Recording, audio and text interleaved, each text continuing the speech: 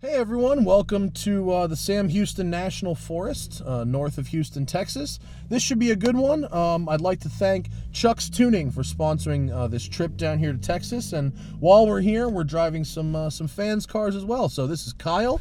Thank you so much for joining us. And this is actually your old man's car, huh? Yep. This is a Camaro ZL1. It's actually been modified by Chuck's Tuning, if I'm not mistaken. Yep. And so what's been done with the car? It has long tube headers, full exhaust, and intake and a tune. Okay, so you're kind of standard start off parts. Bolt-ons minus pulleys. Oh, yes. Up, music off. Music off. There we go. Okay. Oh no, it's all gone wrong. All right, there we go. We hopefully won't get in trouble for that for the 3 seconds of music licensing. Okay, so this is actually not my first ever go in a ZL1. I did a written review of one back when they were new, and if I recall, these cars were badass. It's pretty fun. This is a really, really fast car. Yeah. Even out of the box. It's fundamentally a hotter CTS-V, actually, with the LSA engine and the magnetic ride. What motor are we in? Right in your Sport Plus right now. Sport Plus. That sounds about right for our purposes.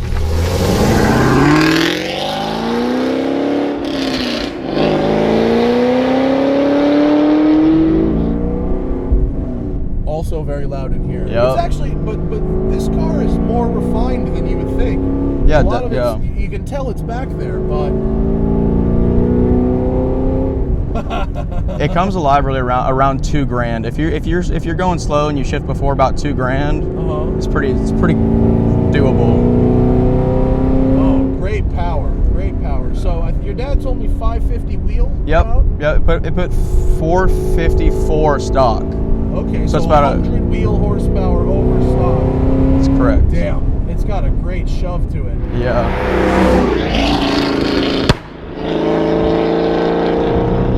The steering in these ZL1s is so good. The on-center steering feel. Oh, I love the sound of it on the overload. Yeah. Yeah, you get some cracks and pops.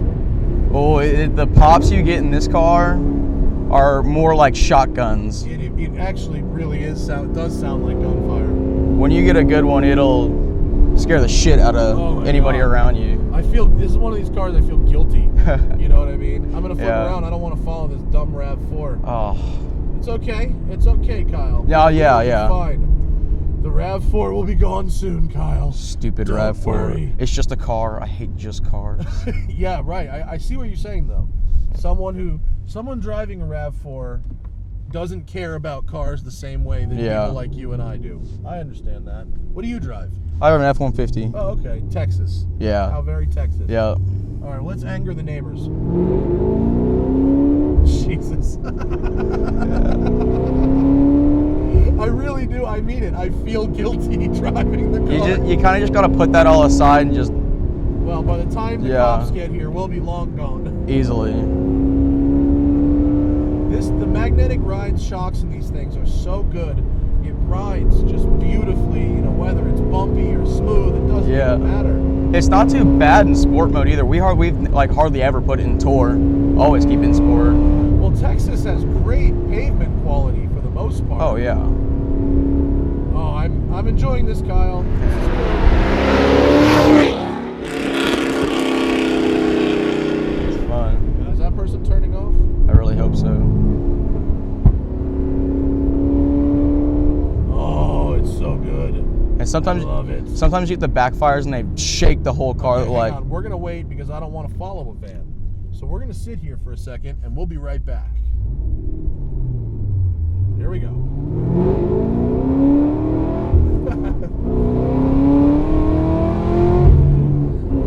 I'll tell you what. It's subtle.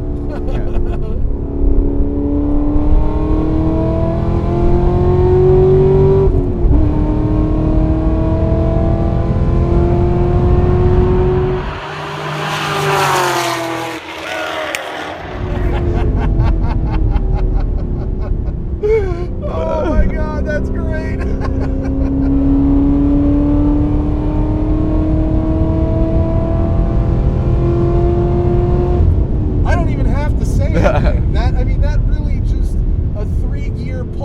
says it all. You know what I mean? That's all you need to know about this car. It's even though it is so full of substance and performance, and it's actually comfortable and all of that stuff, all you need to do is listen to it and you go, yeah, okay, I get that. Yeah. It's just nuts. It's just so loud. It's great. And then, you think about the GM Performance chassis engineers are so good that they can put all this rubber on this thing and it doesn't drive like shit.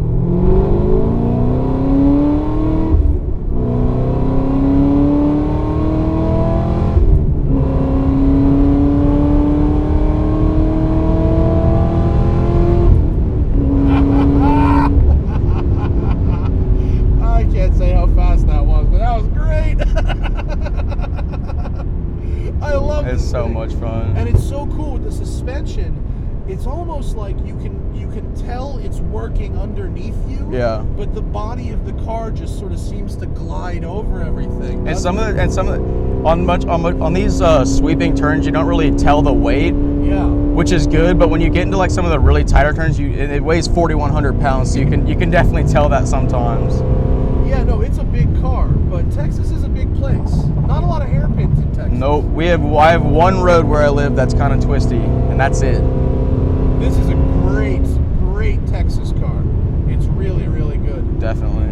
And it's still, it does have the inherent visibility issues and all that you get with a regular Camaro, but it's so fast and it rides so well. And this MyLink system, the one they use at the end, is significantly better than Q. It's just fun to rev match. I'm just gonna flip around here. Yeah. It actually has a really nice shifter as well. Yeah. This is a very this is gonna be an interesting it's probably gonna be about a 17-point turn. Let's see if we can do it in normal turn. I'm so about this thing, dude. And what's the best, this one only has 8,900 miles on it. Yeah. Fairly recent. Yeah. We only had it for a few months since the beginning of summer.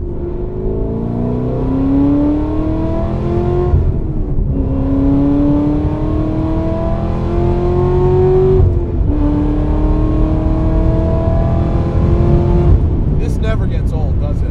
It's quite intoxicating. It does not ever get old. It's so cool, this thing. These are such amazing cars, and I'm sure you could probably get a brand new one left over. Someone's got one sitting around. Even used, they're pretty bulletproof. You can get them for a decent price. In LA, I've seen them listed for with some miles on them, 30, 40,000 miles. Yeah. For the low 30s. Oh yeah. They are cheap used, and they're so fast.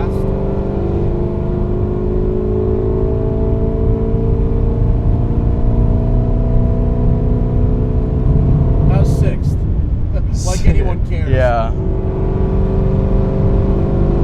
Hey, look at that. It pulls. It does pull. Yeah, it pulls in sixth. The difference between the gearbox in this is the same as the gearbox in the CTS-V, which has a close ratio sixth gear. Yeah. My Corvette and the Z06 Corvettes have the super overdrive sixth gear. Yeah. That's mainly to avoid the gas guzzler tax. Since there was no way this car was going to avoid the gas guzzler tax. We're on a good day, you get 10 miles to the gallon. Yeah, it's really, really bad. And about 200-mile range. Yeah, max. That's pretty terrible. But, I said in my recent Mazda RX-8 video, if I'm gonna get 10 miles per gallon, I want 600 horsepower. Yeah. And it has 600 horsepower. It actually feels like torque is limited in first gear. Yeah. It is, right? Mm-hmm. For traction issues? From a dig, this car has issues hooking up, to say the least. Oh, I can imagine. It just gets hook up for anything. It just gets mad wheel hop. Yeah. But it'll hop and then it'll hook, and when it hooks, it just grabs and off into space. Does it have launch control? It does, yeah. Yeah. It holds it at like $5,000, I think. This thing is super, super fun. I like the heads-up display. It's actually got a nice quality. It's really good, yeah. Yeah. It's so weird how my stance on Camaros changed. I don't know if you're ever in a a 2010 Camaro. No. But they sucked. Yeah. They were it just wasn't finished. They were sloppy. But by the time they got to this and the Z28, they listen to that. They had really nailed it down. The first thing I thought when I sat in this car was, holy shit, you can't see anything. You can't. It's like driving a hoodie. You can't see anything out the back. Then you get used to it and you learn where the blind spots are and you kind of learn to deal with it. Yeah, I mean, look, it's something that you can complain about and be right, but most people don't care. Yeah. Most people think it looks cool enough that they don't really care that you can't see out of it. No. This thing was awesome. Thank you so much, problem. Kyle. Thank you. This was great, and thank your dad for me. And, yeah, no problem. And thanks to Chuck. You did a good job here, buddy. Thanks for having me down. Oh wait, that was dust. I thought the brake was smoking. Nah. Thank you so much for coming down, Kyle. I appreciate it, and thank you guys for watching. And see you later.